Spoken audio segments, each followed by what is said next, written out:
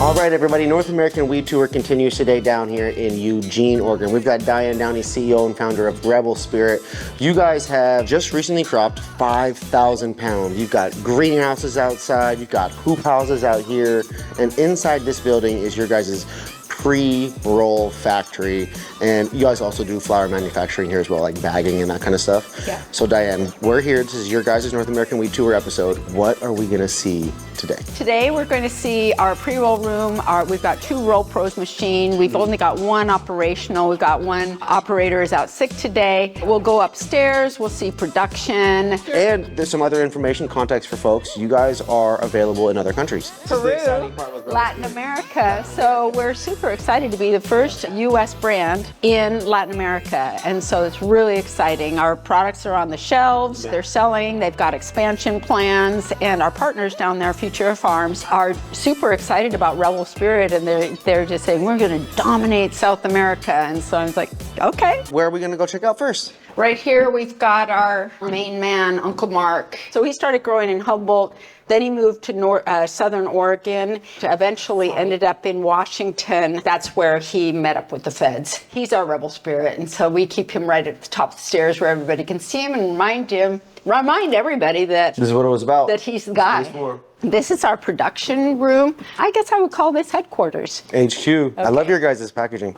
The Rebel Rollers. Live free, fly high. So we assemble the boxes, they get loaded from the top, and then they're ready to go. These that aren't the gold, those are for cones. Okay. And the rollers are with the gold. Red background means sativa, cream colored, that means hybrid, and then the blue background means indica. Finn's got just an amazing array of colors of dots here. The reason we need those is because we put 2 strains in every pack. So this is a cone with a blue dot. There'll be 2 of these in a pack, so you might have a blue dot and a red dot. And then on the back side of the pack, it corresponds with the packaging. So it'll say Blue Dream on the back, and then there'll be another one, I don't know, Jack Herer, and that'll be red and corresponds to the labeling on the back so that the consumer always knows what they're smoking. This is our retail packaging, so this is going to go out to the dispensary like this. In Oregon, you guys have a deli style for the flower products. You guys have the ability to do prepackaged too. In Oregon, they don't want the flower packaged. We started out really being a flower brand, and we were frustrated that we were having trouble getting people to recognize our brand. Then when we came out with these pre-roll packs in the beginning of 2019, things blew up. So you see the big Mylar bags are pounds going out. Goes to the dispensary right like that. Rainbow belts, let's go. So we've got the edibles are in here too. Yeah, gummies. We grow about 40 strains every year. Wow, carbon fiber, free school. You guys get a combination of current hype, like candy strains, and then there's also some old school stuff too. We don't grow through the winter. It's too expensive. We do have heaters running through our beds in the greenhouses that we turn on when we plant in the spring because the roots of the plant like to be warm. Having the greenhouses, I feel like, is the best of both worlds. You get to take advantage of nature, and you get some shelter from the rain in the fall so that you don't have stuff mold out. One way we make ends meet out here is by doing contract manufacturing and contract trimming. So we've got a pretty good trim operation, trim our own flower, and then we trim the flower of other farms. We try to have a lot of variety for our customers. People who like flower want to mix it up a little bit. When we feel like we're low on variety, we purchase pre-roll smalls from other farms.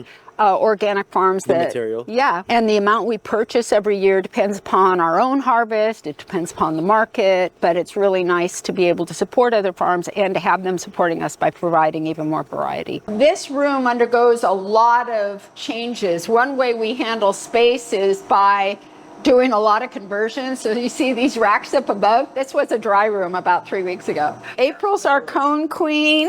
This is where the magic This is where the magic happens. You're the cone queen. I love it. I love it. April, we at about 50-50 now, pre-rolls and cones. Yeah, people like what they like, and we're going to give them what they like. April's super good at quality control, making sure that everything looks really uniform. It's not even just the cone queen, huh? You're really the joint queen. These are straights, and she manages those for quality control as well. For those of you guys watching in the video in the comments, this is the time where you guys guess how many joints are in this. and we'll comment and share how many are later. This is Joey Rodney. Nice to meet you. Pleasure. So I'm twisting up these joints. We start with bud. The next room over is a grinding station. Where we grind the bud up into This consistency here? the combs are a little bit finer. The grind for the rolling machine's a little bit coarser.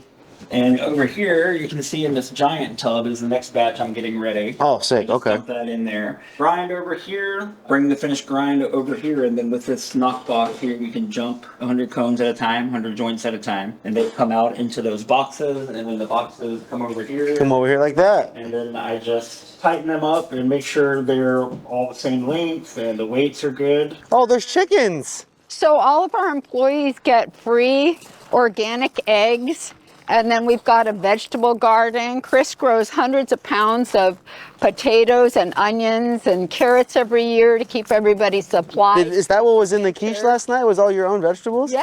Oh, wow. That makes it so much better. Yeah. So they've got the blackout system on. But anyway, this is our auto light depth. Instead of tarping it and doing the old school ways, Press a button. and it just...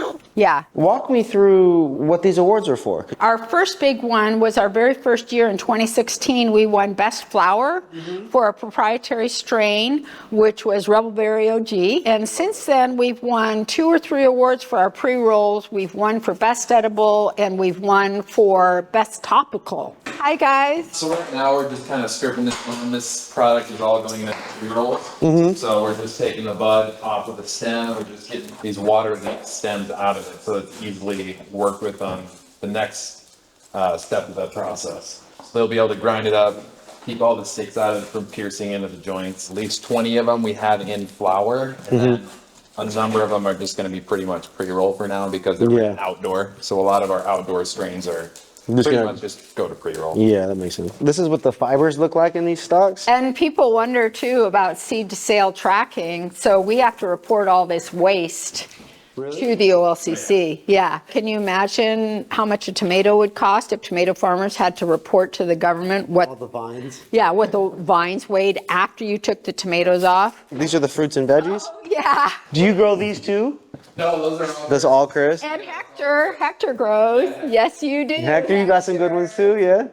So Chris has a proprietary grinding machine that he invented that he's not for viewing, but we also grind by hand a lot of stuff. Part of our trimming operation, sorting these holes, keep the big buds and let the smaller buds go through. People probably know we've got A buds, B buds, C buds. And so the smaller stuff is just as good as the bigger stuff, but when people buy flour, they want those big A buds. These are the racks we use for drying. Drying's all done, so they're being stored there for the winter. Sometimes I'll come out here and sit on these steps to eat my lunch because it's such a nice view. Over here is our second grow space. You might think, well, why would you have a fence there to divide your farm? And that's because that's an OLCC rule. So even though the 2 tax lots are contiguous, one license is here, one license is there. So even though we've got employees going back and forth, we have to keep it separate. Live free, fly high. See how you've got this greenhouse and then you've got a house within a house? When we first bought these greenhouses, we thought we were going to grow California style, the huge trees. And then we decided that we're really better off doing 2 harvests because the bigger the plants get, the more likely they are to have problems like mites or mold. And these big houses are really hard to depth. If you point up, you can see when we go to do our light depth, we don't have as big a surface to depth. For warmth, this smaller size, this kind of gives us double insulation, and then we're only heating this area. You can see the rolled up black plastic on top there. Look up. That would be the depping, which forces the plants into flower. Basically, a plant in nature is not going to go into flower. They go into flower when they think they're going to die. And in nature, that's in the fall. So what we do in the greenhouses then is we plant, and a few months into it, we'll force them into flower. And the way you force them into flower is to deprive them, that's what the light depth is, you deprive them of the light, which makes them think it's fall, makes them think they're going to die, and they say, oh my gosh, and they produce their flowers, And we harvest them, and that's the way we get 2 harvests. Two harvests. Yeah, you split the difference. Yeah. What's going on, Chris? How we looking? When you first adjust these vibe trays, they're both independent of each other. They have to be completely lined up straight so that when the product runs, it runs evenly on the trays. But also, they have to be aligned at the right angle to each other. If this one is slightly down, well, this one has to be slightly down. You're trying to get them completely level to the actual tilt tray. Because the product, as you can see, as it's running on the vibe tray and dumping on the tilt tray, the product here has to be very even across the vibe tray. If it's not, well, then it doesn't empty onto the tilt tray properly. And so then your joints are uneven when they come out. So I'm going to have to come back here and actually realign them all both because they're both out of alignment. But they're still working enough that I can adjust the legs to get the product to land. And you can see from the angle here, it's actually not flush, right? It's slightly off angle. Well, I have to do that because the product is not coming off the vibe trays onto the tilt tray properly. Start it.